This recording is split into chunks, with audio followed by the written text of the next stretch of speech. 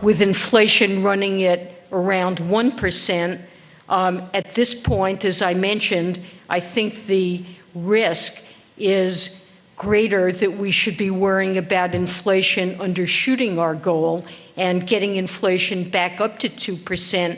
You know, on the Beige Book, it's largely a lagging indicator. I think the most important part to follow is what do most of the districts say? And they continue to show an improvement. And their outlook is also positive. This Beige Book, of course, was a closely watched one because we needed to see if weather largely faded to the background. And we saw that. Now, with weather fading to the background and more information coming out for March, it looks upbeat. So that continues to be good news.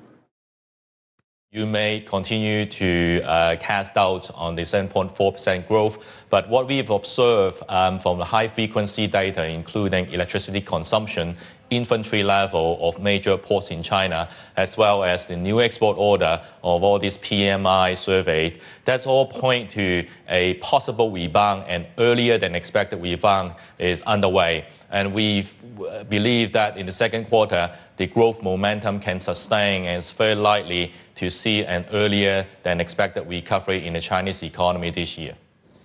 Services are key because they use more people per unit of output. Jobs. So, you know, if you have a given unit of services GDP in China, you generate 30% more jobs than you did with the old model, manufacturing construction. So you don't need to grow as rapidly to absorb the surplus labor and deal with poverty and expand household income. This is a key piece of the Chinese story that's really not appreciated in the West.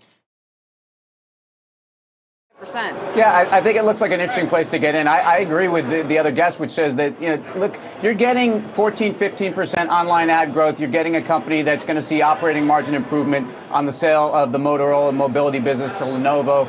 The stock, to me, is the best value play in technology. And when you're talking about next year, you're talking about... Wait, are they still at 30 times? No, 30 times earnings. It's 30 times current. Hold on a second. It's 30 times current. It's 15 times 2015 estimated. When you're growing a top line at 20%, this is as good as you're getting across the tech space. But I guess my question is, what are the mobile growth numbers? Because isn't that where the future basically is for Google? And I still haven't heard what those numbers are or what they're going to be. And if those aren't growing, I think that's really problematic for the company.